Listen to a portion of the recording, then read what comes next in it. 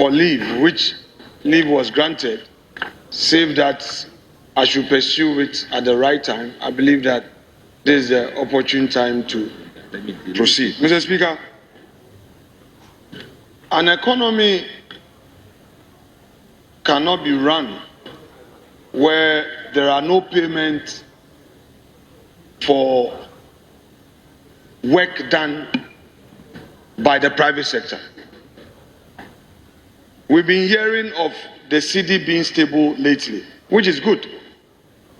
But where the Ministry of Finance has come to this house, presented the budget statements, this house approving appropriation, then 3 months down the line, no payments are being made.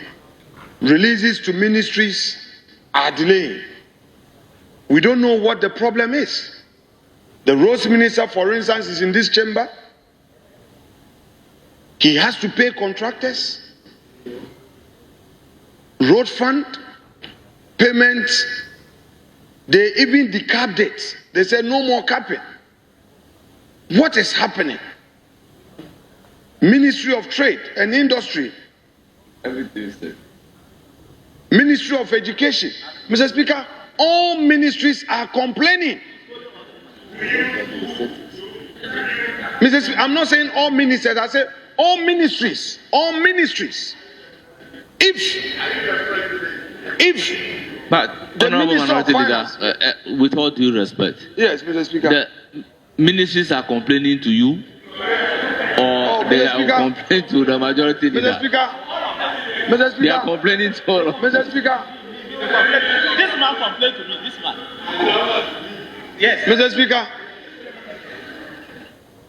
Speaker, what is happening today has happened before. Buffer stock, you recall, Mr. Speaker, you recall, in 2023, 2024, suppliers came to Parliament to protest. They actually petitioned Parliament because buffer stock had delayed their payment and their bankers were chasing them. Mr. Speaker, recently we saw in the news, EcoBank meeting the Ministry of Finance because businesses have taken loans from the banks. They met them, they encouraged the ministry to make payments. Mr. Speaker, the banks are worried. To sustain the banking sector, the Ministry of Finance must pay the private sector. Mr. Speaker, the ministries would have to execute the agenda for the year. And if they don't have what it takes to execute, how can they execute? Mr. Speaker, the finance minister must come to this house. He must be programmed to come to explain what circumstances are leading to all of this. Only a day or so ago, he came here with an urgent bill for this D-levy. The House, by majority decision, approved it. Mr. Speaker, we are interested. If the ministry is involved in any reforms, we need to know as a House. What is delaying payment? After Parliament has appropriated, the Minister of Finance will decide not to take action, and contractors are leaving sites. Suppliers have gone for loans. Minority Leader, I thought the approval was by unanimous decision. Mr. Speaker, which the approval? I put a question. On the bill? Yes. No, Mr. Speaker. There was some objection. You said the ayes have it. Yes. Yes, but there were nays. And we came under a particular order of the House to challenge for head count. And I want to count you. And you were not available to be counted. It was not a unanimous decision, Mr. Speaker. And you were not available to be counted. The records have it that the majority approved that bill. If you check the report was by majority decision. How do you walk out after voting? Mr. Speaker, we didn't vote for that bill. And we will never vote for that D-levy. Mr. Speaker, you say you are against E-levy, which is bringing only 1.6 billion. And then you introduce 5.7 billion levy and will support. No. Mr. Speaker, the Ministry of Environment and Science needs its resources to function. The Ministry of Interior, our police, our prison service, Mr. Honorable Speaker, Minority Leader, Mr. Speaker, please. with all due respect, I think a bill passed by this House cannot amount to a matter of urgent public importance.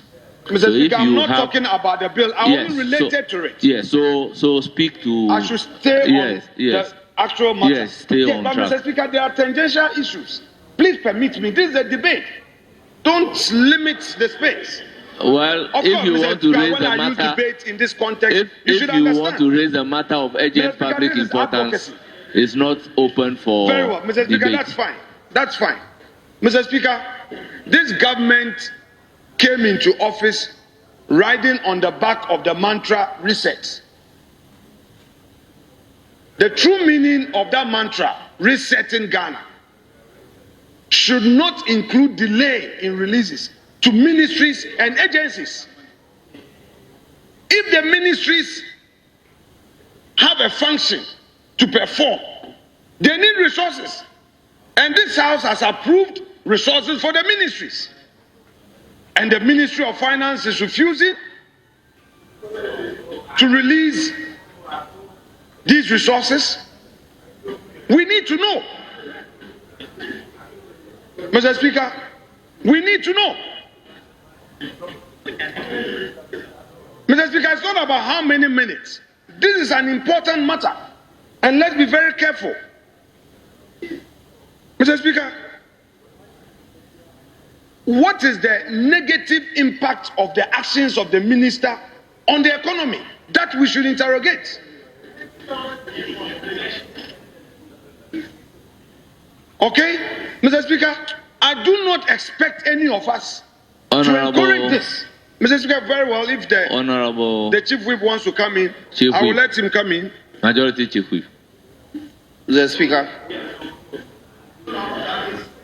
in pursuance of Order 93.1, I rise to checkmate the minority leader in respect of the statement that is presently making.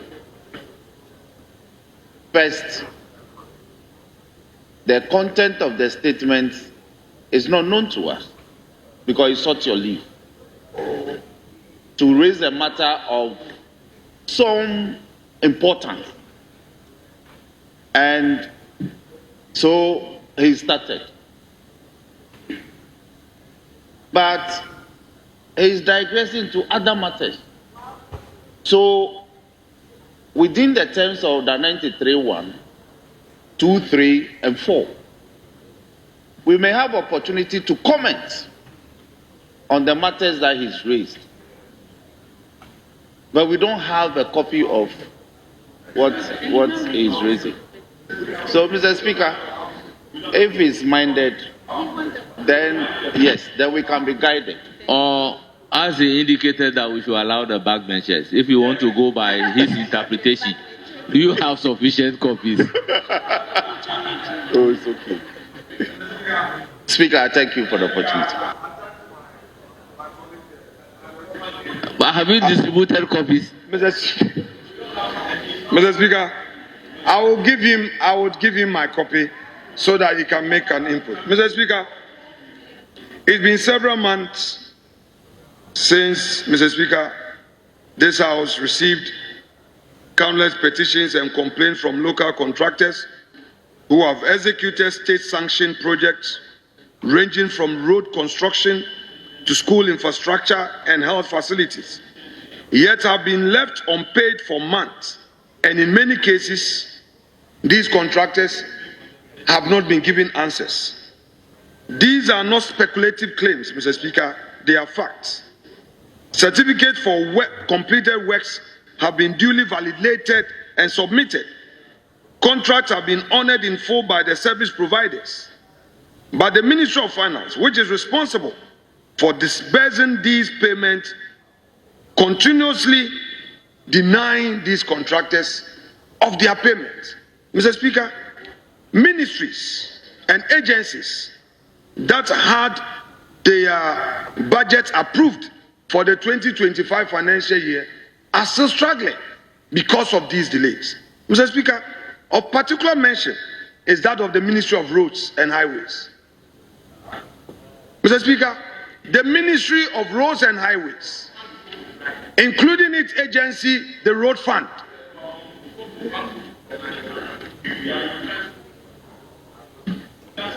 is not doing any payment because the funds are not there. Mr. Speaker, for us, it's not about the religion of duty. It is an economic injustice of great proportions. While the government tout figures and projections of economic growth and stability, the lived experiences of contractors, they are workers. Mr. Speaker, when the contractors are not paid, it's not just about them, the workers, the effect on employment, creating more unemployment and the livelihood of their families and dependents. Mr. Speaker, these are matters that must be of concern to us. Mr. Speaker, the cascading effects of these non-payments are very profound, and we all know as a house. Collapse of local businesses. For the foreign contractors, they may have a backing from their home. They may have cheaper sources of funding. What about our local contractors? They take bank loans at a high interest rate. And therefore, Mr. Speaker, these contractors are having to lay off workers, downsize operation, or even shut down completely due to cash flow constraints. So what has become of the one job, three shifts? These contractors who could have taken advantage of the one job, three shifts, the 24-hour economy, have nothing to do. Mr. Speaker, those who are affected are not only the entrepreneurs, they are the masons, the carpenters, the electricians, the trotro drivers, the transport operators. Mr. Speaker, all of who are part of the value chain in the industry. Then, Mr. Speaker, its effect on non-performing loans. Mr. Speaker, a significant number of contractors are pre-financed by the commercial banks. Therefore, if they are not getting payment, the non-performing loans affect their business and affect the banks. Mr. Speaker, we tired of the lip service. The Ministry of Finance must walk the talk. Their actions are threatening the financial sector and its stability and putting pressure on an already strained bank. Then store developmental projects. Mr. Speaker, from store roads in our rural communities to abandoned classroom blocks and health posts, the developmental agenda of this nation is grinding to a halt. Citizens are being denied access to critical infrastructure. And Mr. Speaker, directly connected to this is the erosion of investor confidence. Mr. Speaker, if our economy cannot pay for services rendered, how would that encourage investors to come in? Because government is a major partner in the supply chain.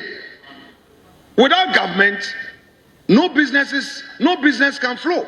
So if an investor is coming in to undertake a major infrastructure and is not sure, there's no certainty in payment, how would that investor come? Mr. Speaker, that we must consider. There's a clear contradiction in economic management claims.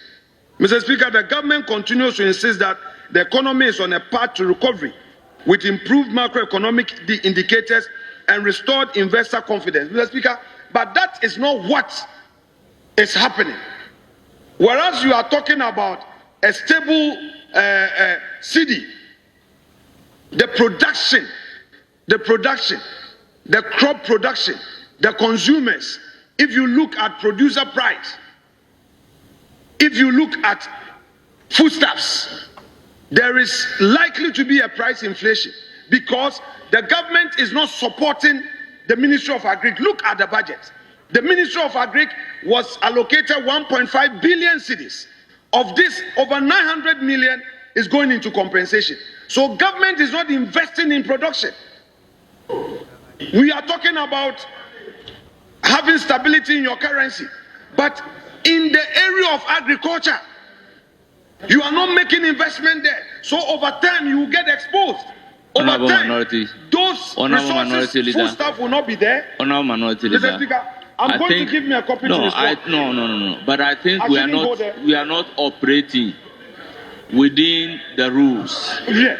Honorable Minority Leader, you are making this under Order 93. That is so. With a combined effect of Order 67. Yes, please. Reading Order 93 as a whole. Yes, please.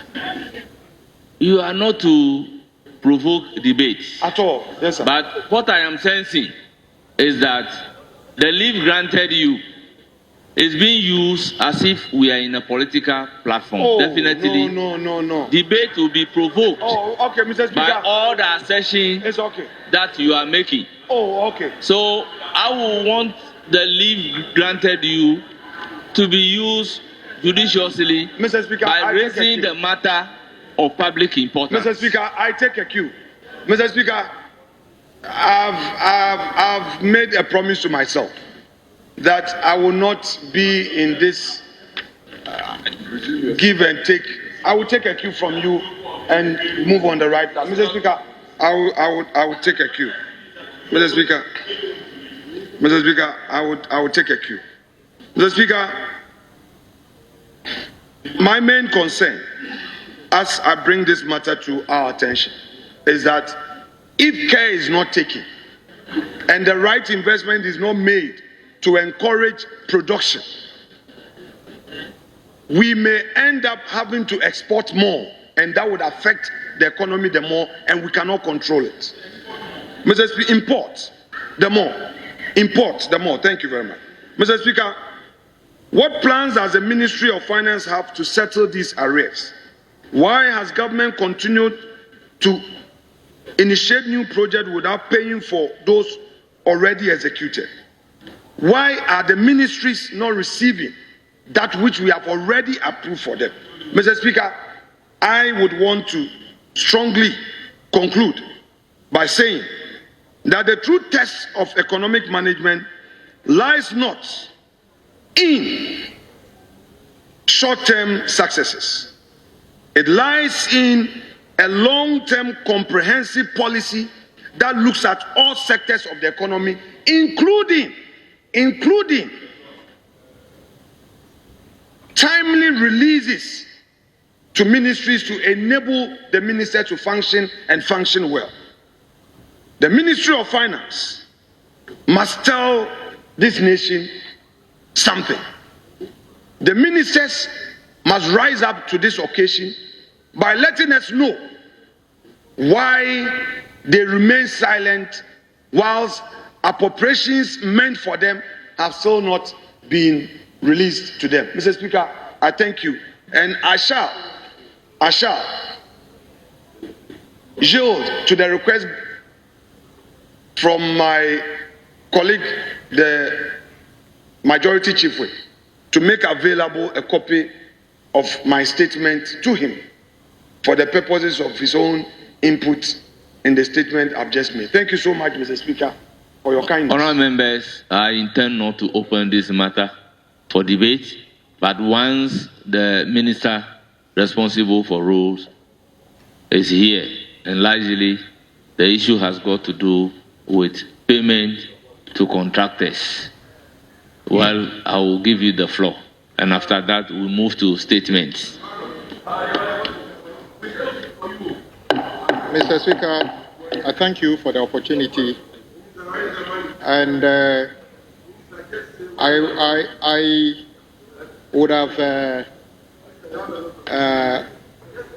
hesitated in commenting since if this statement was purely or about a bad situation, I would have been quiet. But it is difficult for me to understand the basis of this particular statement. Mr. Speaker, just 6 months ago, let us all do a little bit of introspection. 6 months. Where was this? Hold on. Where was this? Where was this? Let me come. Let me come.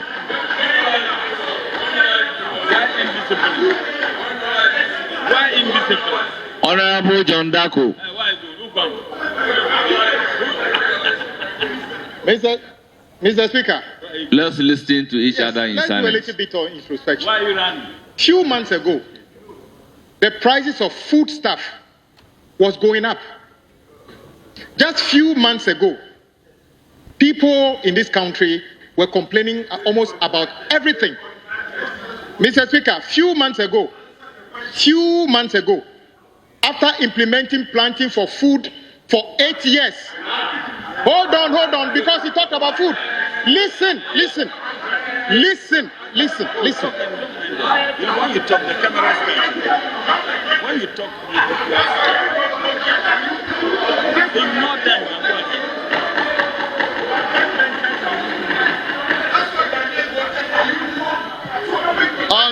Honorable So shut up when we are setting. Honorable member for across. Shut up when we are resetting the. Okay, thank you, Mr. Speaker. You created a mess. We are resetting. Few months ago, after implementing planting for food for 8 years, your last policy, listen, your last policy was to spend $500 million to import rice. Yes. After implementing planting for food for 8 years. What exactly are you talking about here? Hold on. My brother, member for today, Mr. Speaker,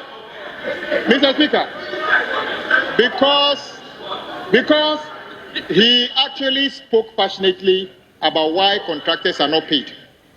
Colleagues, listen. Just this morning, I gave you a snapshot of a little things that happened in my ministry. Where your government paid somebody 30, those contractors who worked and were not paid were there. When you paid a contractor $30 million for no work done. $30 million. And that contractor was a contractor that the former vice president actually took and did shortcutting and promised everybody. When contractors were working. Listen. You have created a mess.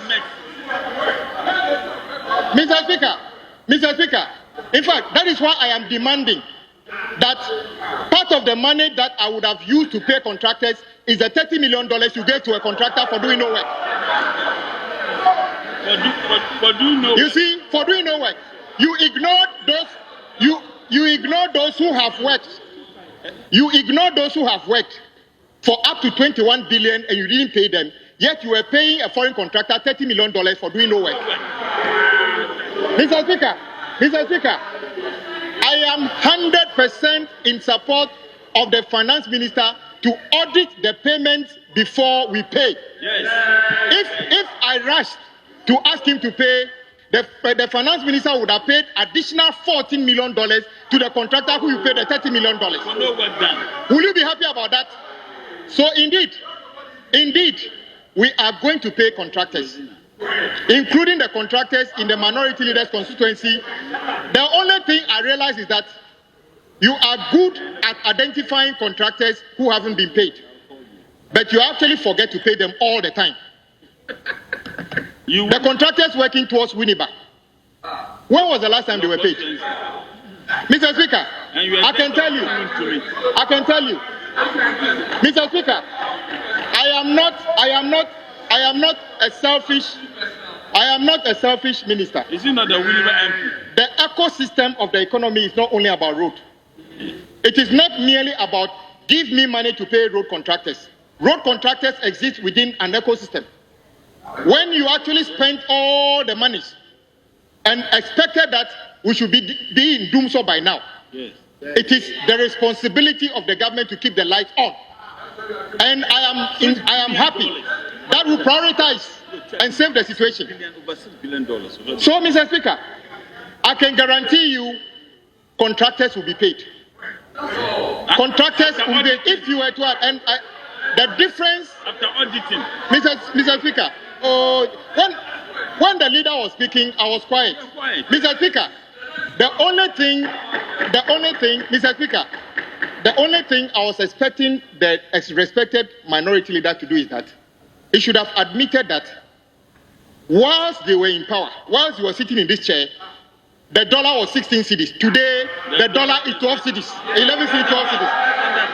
Whilst he was sitting here, inflation was approaching 30%.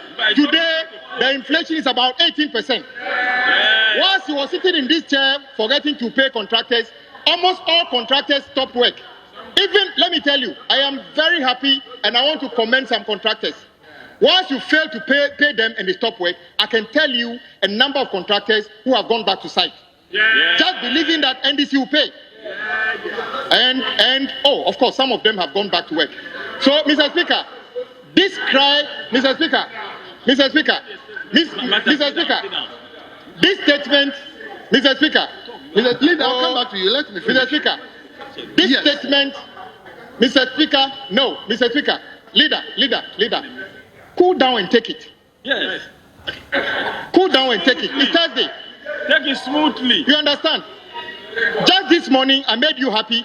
I made you happy that when your government forgot about taking the road to Winneba and the university, we have just planned to do that road for you and pay the contractors. Mr. Speaker, this statement is not genuine because the basis upon which the statement was made are completely flawed.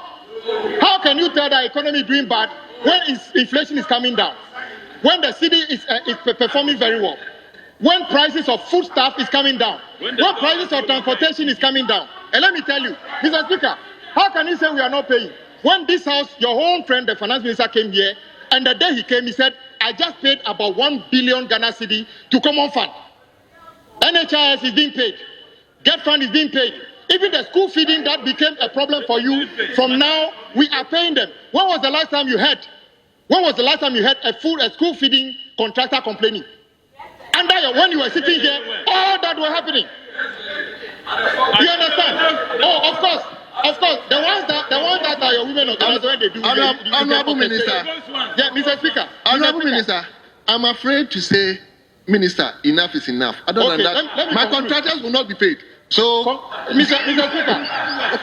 Speaker, there's confidence in the economy. I can tell you this confidence is not a fluke. President Mahama is on the right path. Yeah. And I can guarantee you, mark my words, President Mahama will go down on record as the president that delivered the biggest ever road infrastructure in our country within 4 years. Mark it on the wall. And we believe it. And Mr. Speaker, this is not going to be about borrowing. We are going to do that and keep all the indices in check as well. Thank you. We are not a reckless government. And Mr. Speaker, we shall do this. Mr. Speaker. Thank you, Honorable.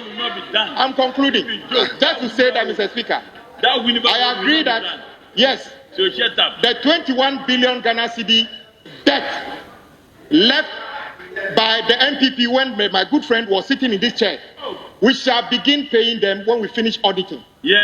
If I rushed, Mr. Speaker, to pay contractors, I would have paid $14 million more on top of the $30 million they paid the contractor who did no work. And that is why we need to be prudent and be more efficient.